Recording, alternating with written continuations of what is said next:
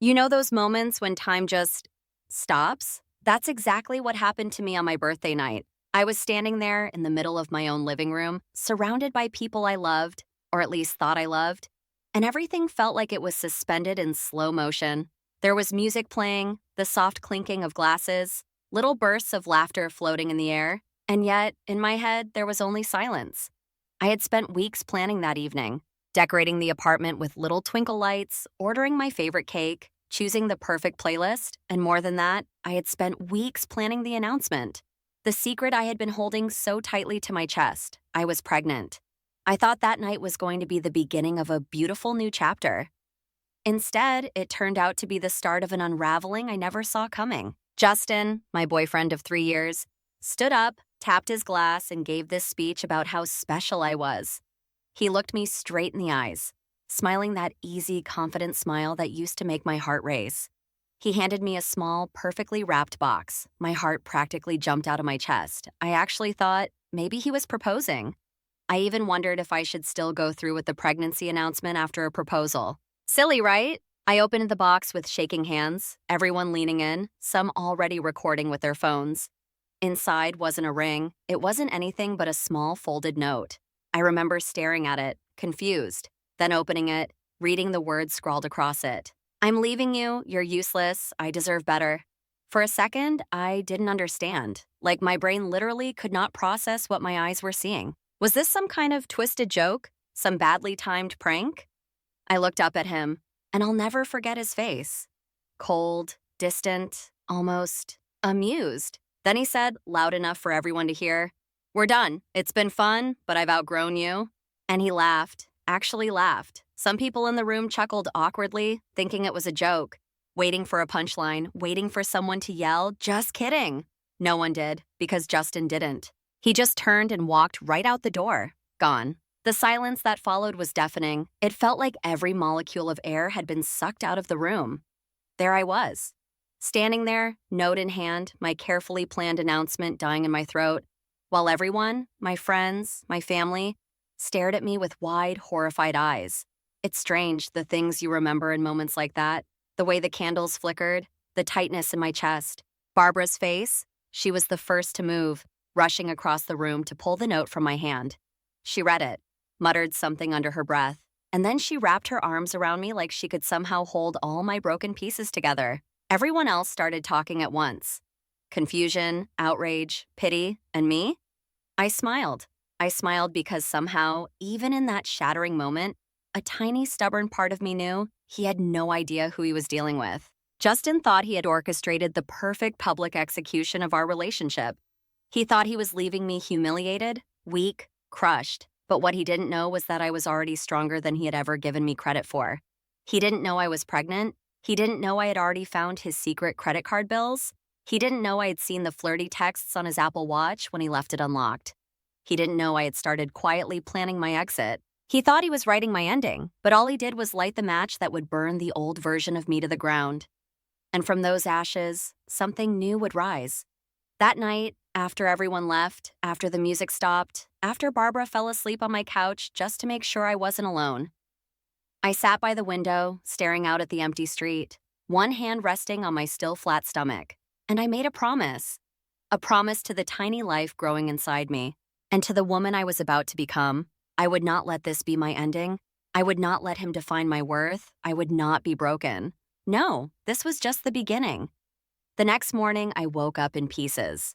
At first, there was this split second, that half-dreaming moment before you remember, where everything felt normal.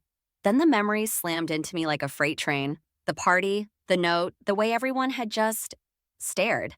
Justin's laughter echoing in my head. I curled into myself She under went the upstairs covers, to take a hugging quick pillow bath like it could and asked if I somehow could bring hold her me phone together. charger. My I stomach said turned, sure. a mix I of walked into nausea our from the bedroom 10 minutes pregnancy later and pure, and saw her raw phone, heartbreak. face up, Barbara lit was with a still new there, message from a bless her, contact moving saved around under my tiny Marcy. kitchen like It was a a man. minefield. I knew it She made instantly. coffee, I didn't even toast, have to read the scrambled some whole eggs. thread, She just the kept first checking few on me, lines. trying so Can't hard not to believe he still hover, doesn't but still suspect. hovering Just 2 more because how days could and she we're not? clear. I I didn't barely touch her ate. phone. Even lifting I the didn't fork say a felt word. impossible. I It just was left the like grief charger had on the weight, and it nightstand was like sitting nothing on my happened. chest, Then I crushing went to the every guest part of room, me. shut the door, Justin didn't and come stared back, at the didn't ceiling until the text, sun didn't came up. call.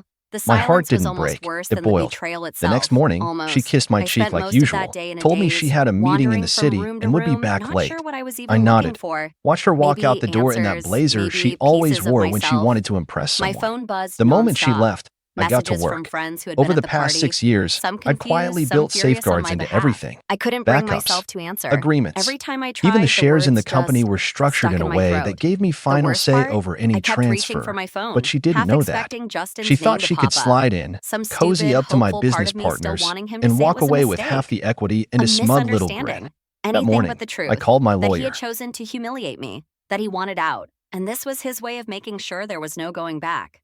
By Monday, reality kicked in. Hard. I called in sick to work, something I never did, and sat on my couch making lists. Because lists made things feel manageable. Because if I could just break my life into bullet points, maybe I could survive it. Find a new doctor.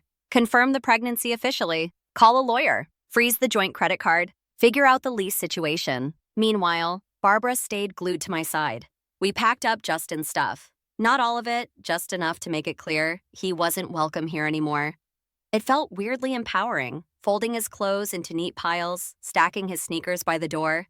It felt like reclaiming something, but even as I went through the motions, there was this gnawing ache inside me. I kept thinking about the dreams we'd had, the plans we made, the life we were supposed to build together. Had it all been a lie? Had he been pretending all along? Was I that blind? It's funny. Grief and betrayal don't hit you all at once. They come in waves. One minute you're numb, the next you're sobbing so hard you can't breathe. And sometimes you're just staring at a wall, feeling absolutely nothing. One afternoon, while looking for a stamp in his desk drawer, I found it. The secret credit card statement, hotels, dinners at places we couldn't afford, jewelry, none of it for me. I sat there on the floor, credit card bills spread around me like confetti, feeling like the world was tilting under my feet. I thought I knew humiliation when he handed me that note, but this was betrayal at a cellular level. This was someone building a whole secret life behind your back while kissing you goodnight. I took pictures of everything. Screenshots, evidence, not because I wanted revenge. I didn't have the energy for revenge. I just needed to protect myself, protect my baby. Then came the texts from mutual friends, from people who heard things. Whispers about Justin and Maria Wassin, the friend who left the party early claiming she felt sick. I didn't want to believe it, but deep down, I already knew. I could see it now, all the signs I missed, the late nights, the sudden work emergencies, the way Maria had started pulling away from me, little by little. God, how stupid could I be? Barbara sat with me that night, handing me tissues as I spiraled, not trying to fix it, just being there, which honestly was the only thing that helped. I don't get it, I whispered. Was I not enough? Was I too much? Barbara just shook her head and said, "You were never the problem. He was." I wanted to believe her, but at that point, it felt impossible to believe anything good about myself. Everything, my self-worth, my plans, my heart, felt shattered.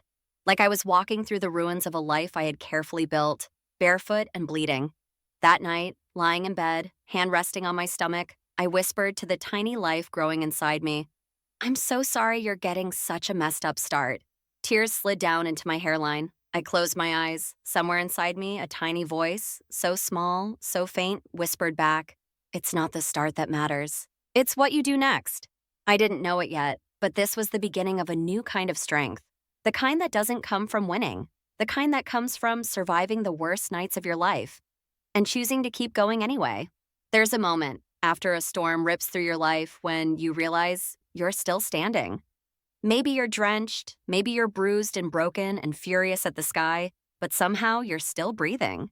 That realization hit me about 2 weeks after the birthday party from hell. It wasn't a grand cinematic moment. It was quiet. It was Tuesday morning, sitting cross-legged on my living room floor, surrounded by bills, pregnancy pamphlets, and a half-eaten granola bar. And it clicked. Nobody was coming to save me. Not Justin, not Maria, not some magical twist of fate. It was just me and the little life growing inside me.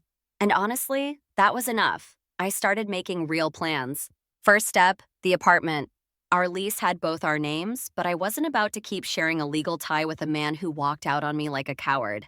I called the landlord, explained the situation in careful, non-emotional terms. Thankfully, he agreed to transfer the lease solely into my name once Justin signed She went off. upstairs to take a One quick less bath chain around and my asked if I ankle. could bring her phone Second step, charger. my money. I said I sure. froze our I shared walked credit into our card bedroom account, 10 minutes opened a new later one and in saw my her name phone, only, face set up, up a separate lit with a checking new account, message from a started contact tracking saved under every single Marcy. penny It like was a my man. life depended on I it, knew it because instantly. in a way it I did. didn't even Third have to step, read the my whole thread, rights. I just the found a first few lawyer. lines. She wasn't Can't flashy believe he or still doesn't intimidating. suspect. She was Just kind, 2 more sharp, days and and we're had this clear. way of making I me didn't feel touch like her I wasn't phone. crazy I for didn't wanting say to a protect word. myself and I my just left the child. charger She on the helped me draft nightstand a like basic nothing child happened. support Then agreement I and went to the walked me guest through room, custody shut the door, basics. and No stared at the drama, no ceiling until revenge the sun plots, came up. just cold, My clear heart didn't boundaries. break. It boiled. Meanwhile, The Justin, next who had morning, ghosted she for kissed my weeks, cheek like usual, suddenly popped told me back she up, had a a meeting in text. the I city need to and get would the be rest of back my late. stuff. I Let me know when nodded. you're not Watched there. her walk out the door The in that blazer audacity. she I always stared at my wore when she phone, wanted to feeling the impress flicker someone. of the old The moment rage she rise in left, my I got chest. to work. Not because Over he the wanted past his 6 years, things, but I because quietly even built now, he safeguards assumed into he could everything. dictate the terms. Backups, I answered with agreements. one word. Even the No. shares in the company No were structured in a explanation, way no that gave me final negotiation, say just over any no. transfer. He called But she didn't know immediately. that. I sent him to She thought she voicemail. could Then I slide called in, Barbara. cozy And up to within my business hours, my tiny partners, apartment and was walk away filled with with my half the personal equity and army. a smug little Aaron, grin. Sergio, That morning, Lana, I a called my protective lawyer. wall of people who refused to let me face this alone.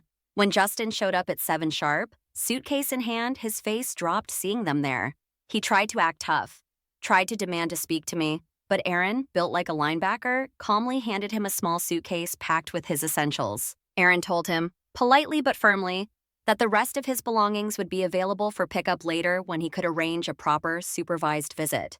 Justin spluttered, demanded, tried to make it about how crazy I was being. I stayed on the couch, calm, silent. When he finally looked at me, eyes narrowed, I met his gaze without flinching.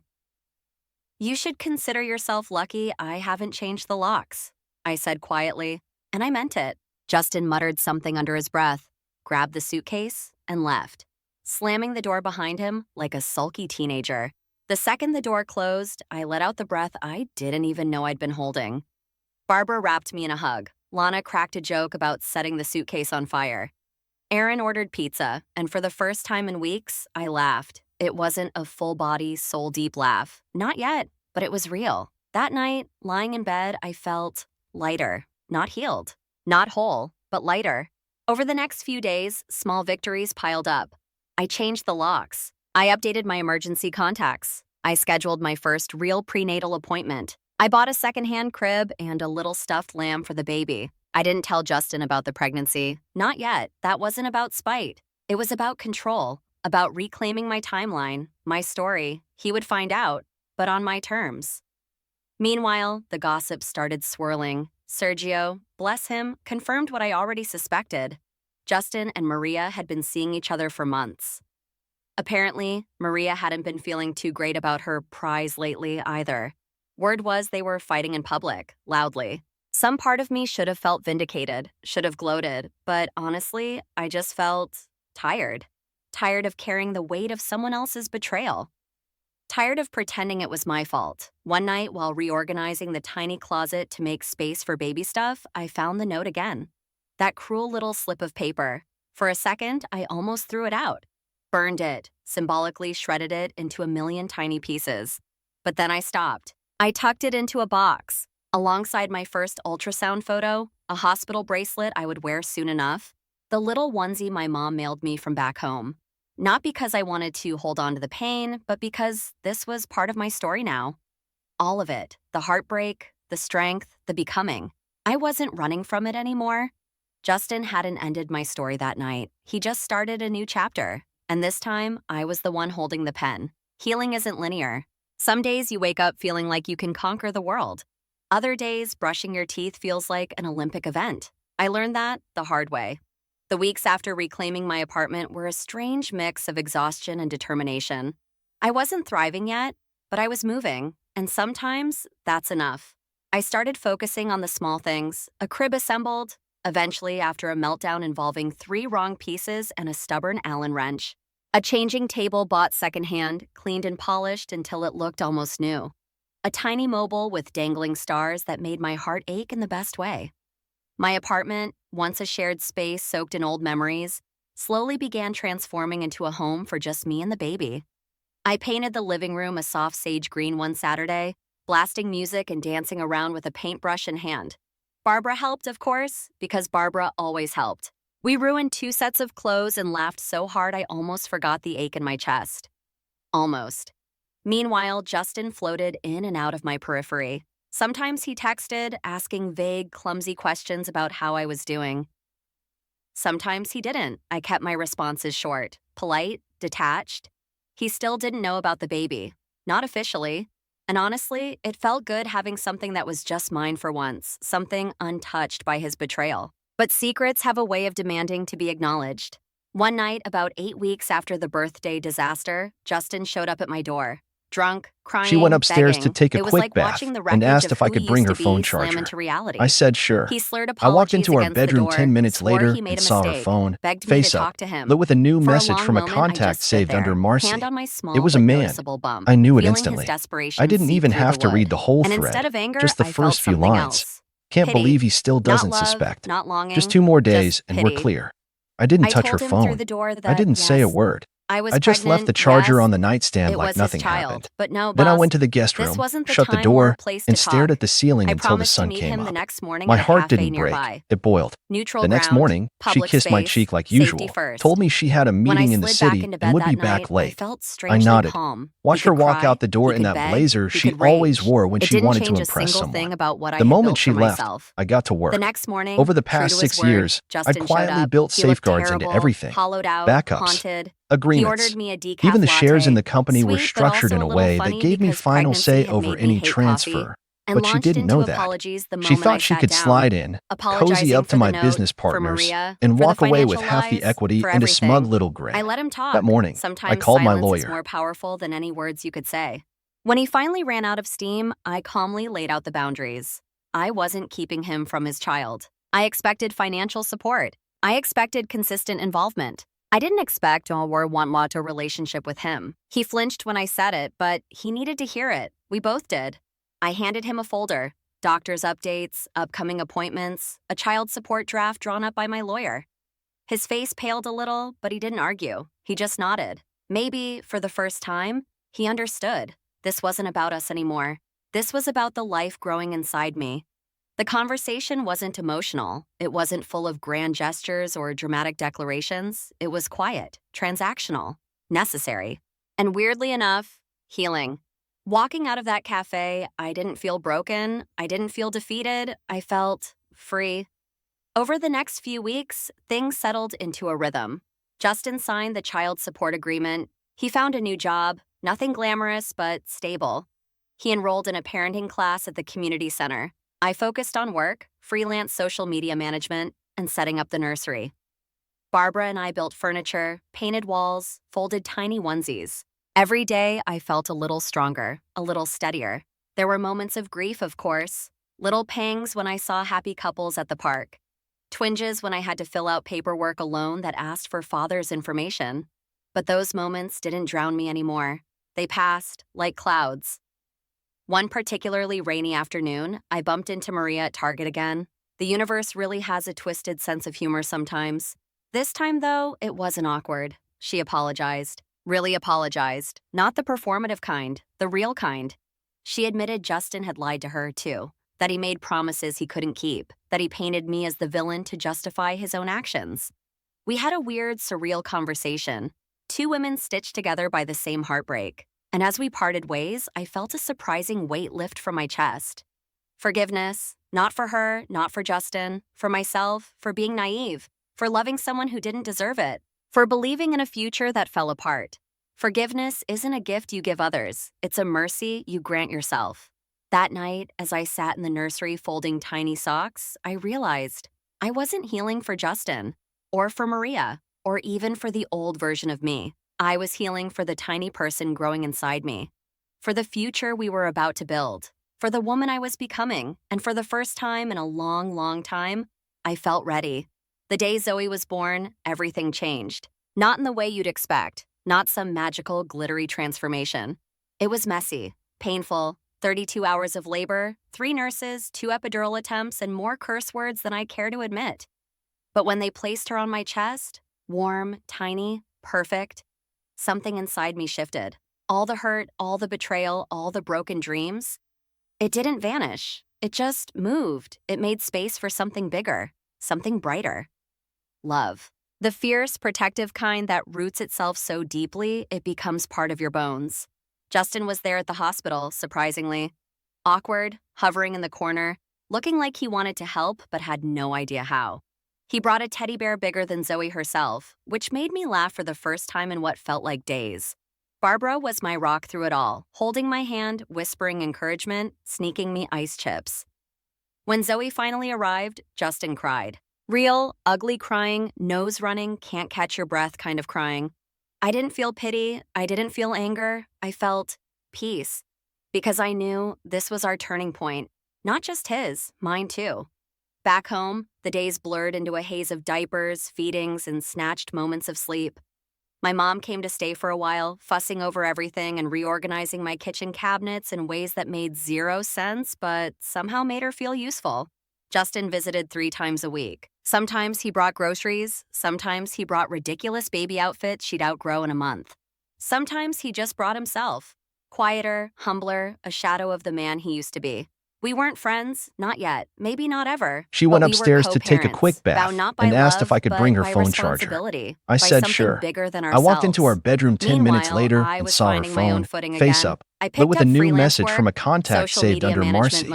It was a man. I knew it instantly. I didn't even have to read the whole thread, just the first few lines. Can't believe he still doesn't suspect. Just 2 more days and we're clear. I didn't touch her phone. I didn't say a word. I just left the charger on the nightstand like nothing happened. Then I went to the guest room, shut the door, and stared at the ceiling until the sun came up. My heart didn't break, it boiled. The next morning, she kissed my cheek like usual, told me she had a meeting in the city and would be back late. I nodded, watched her walk out the door in that blazer she always wore when she wanted to impress someone. The moment she left, I got to work. Over the past 6 years, I'd quietly built safeguards into everything. Backups, agreements. Even the shares in the company were structured in a way that gave me final say over any transfer. But she didn't know that. She thought she could slide in, cozy up to my business partners, and walk away with half the equity and a smug little grin. That morning, I called my lawyer. Birthday party that shattered everything, I threw a new kind of party, just a small gathering. Barbara, Aaron, Sergio, Lana, a few new friends. Justin dropped by briefly, leaving a simple bracelet with Zoe's birthstone tucked inside a quiet note. You were never useless, I just couldn't see it. I didn't cry, I didn't rage, I just smiled, because I had already known that for a long time now. As the night wound down, I stood by the window, Zoe sleeping in her bassinet, laughter and soft music floating through the room. I thought about the woman I had been a year ago, the one standing frozen with a breakup note in her hand, and I thought about the woman I was now, still standing, still fighting, still loving. Not because life was perfect, but because I had chosen to keep going even when it wasn't. That's real strength, not the kind that shouts. The kind that quietly rebuilds. The kind that folds tiny socks while humming lullabies. The kind that smiles through exhaustion and heartbreak and fear and still opens the door to hope. If you had told me a year ago that I would survive, that I would thrive, I wouldn't have believed you. But here I am, and if you're sitting there tonight, feeling broken, feeling like your story is over, I promise you, it's not. You're just at the beginning of a new chapter. You're just gathering the pieces you'll need to build something beautiful. One heartbeat at a time, one breath at a time, one step at a time. If you were me, what would you have done? Would you have let him back in? Would you have forgiven him? Would you have tried again? Or would you, like me, have chosen to build something new, even if you had to do it alone? I'd really love to hear your thoughts, because maybe, just maybe, healing looks a little different for all of us.